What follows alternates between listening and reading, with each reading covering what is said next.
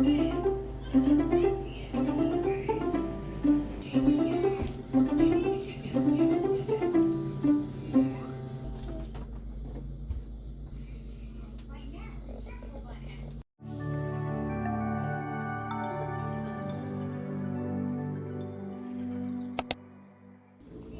and welcome back to Ivy Lily's Homestead. If you're new here, hi, I'm Katie, and I'm sharing with you why I put powdered milk in my prepper's pantry.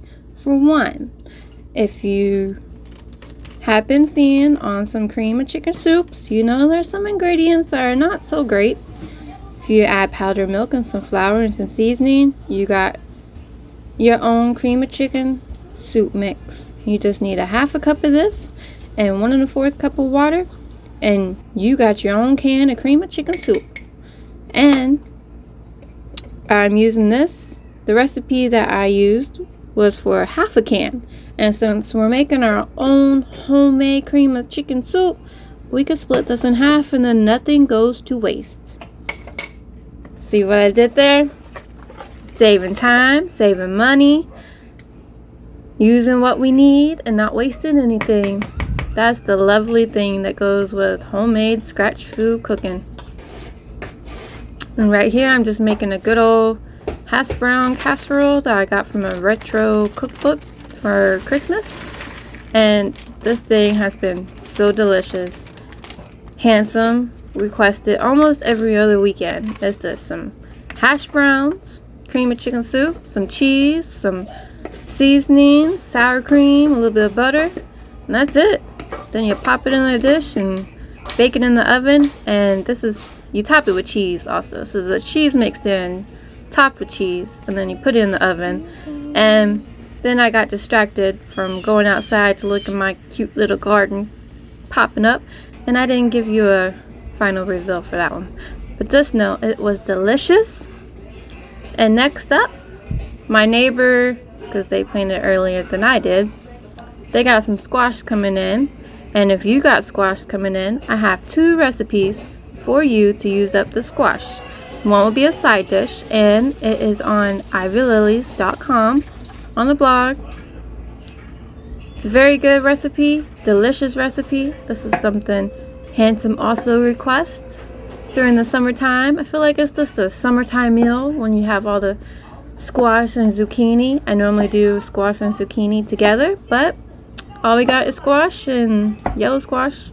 That's what we're working with, and it's gonna taste delicious anyways. So after you wash it up, you're gonna slice it, and then we're also gonna slice our onion as well. And for like a small dish, kind of like a bread pan dish is what I normally use, but this one's kind of oval. For the size, for you to get the size, it normally just takes 2 squash to do that, or you can do 1 zucchini and 1 squash. And remember that bag from last video? We're still putting our scraps in there, and it's getting pretty full, so I'm gonna be doing some kind of broth soon with that stuff, so stay tuned for that one. But for our onions, we just slice and chop. We put it in the bottom, right? And then if you had your zucchini, you could make it kind of pretty and put like the yellow green, you know, kind of like a ratatouille looking dish, but it's the squash, no tomatoes.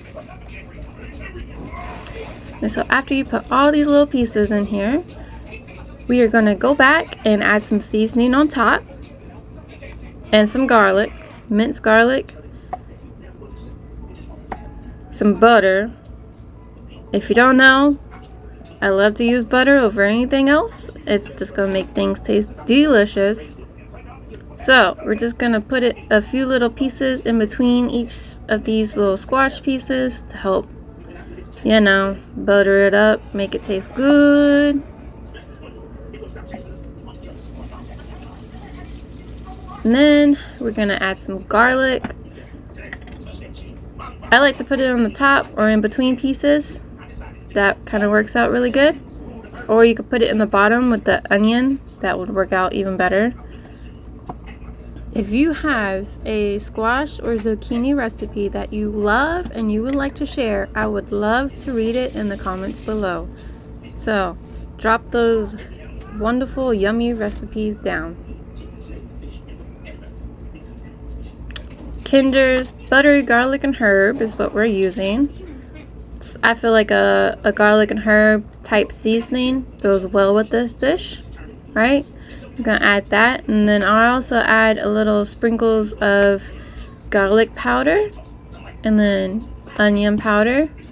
Just sprinkle it on top, maybe a half a teaspoon, you know.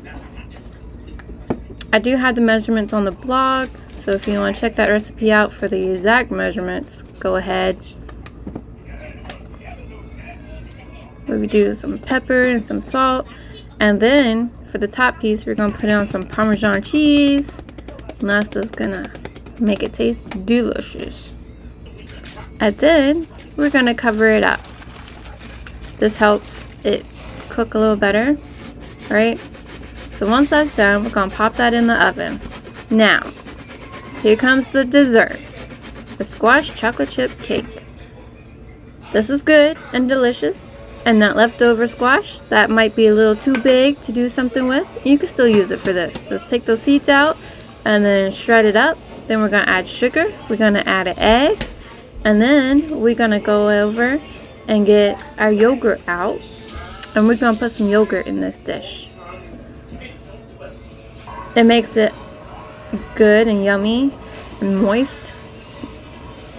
If you never baked with yogurt, it's definitely different. But it's different in a good way, right? And then, of course, we gotta add some chocolate chips to this dish. If you want to add some veggies as a cake dessert, this is one of the good ones to add, guys. Very good. It has some protein from the egg and the yogurt, right? Then we have some flour and some sugar. You just mix that all together, and then we're just gonna pour it into our baking dish. It's just like a 8x8 baking dish. It's a small cake, it's not a big cake, but it is a delicious cake, and it's a good way to have a side dish and a dessert all from one veggie. So if your kids don't really want to eat the veggie side dish, they will probably still eat their veggies in their dessert that you made. But if you got picky kids, don't let them see you put it in the dessert, because then that'll be in the back of their mind and they know that it's in there. If you're just using the yellow, that means you won't have the little green flakes in there in the cake, so it kind of blends in, you know. And for the rest of our dinner, we're going to be using some wood fire garlic seasoning from Kinder's. And so for the girls' chicken legs, I just do some onion powder, garlic powder, salt, pepper, and then I do this for the last part, get it all up in there. I try to have like a good flavor, not spicy, so that all the girls can eat their chicken legs. And can I say, there's only 3 chicken legs left out of this whole thing. I guess it's been a while since we had chicken legs and they just devoured these, which is a good thing, but also it's a good thing that I took out these leg quarters for me and Daddy to have hot and spicy chicken legs.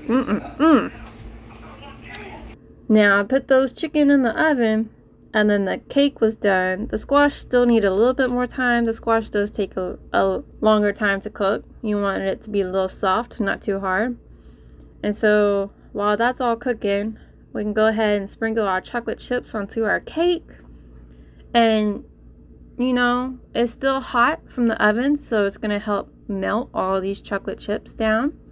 And you're just going to take your knife or spatula if you're fancy, and you're just going to spread it around until it starts melting. Maybe add some more chocolate chips to it. And then you'll get this deliciousness. And also, I do this for my brownies as well. Now here is dinner. My dinner is that spicy chicken, that squash side dish with some mashed potatoes and corn, and the girls loved it. And here is the dessert. I hope y'all had a good time watching me cook up this meal. This is just one meal out the week that we did. Thanks to the neighbors for loaning me their squash. And I'll be giving them back some cucumbers once my cucumbers start growing. If you haven't hit that subscribe button, hit it. Ring that bell so you know when I upload a new one. And I'll see y'all in the next one.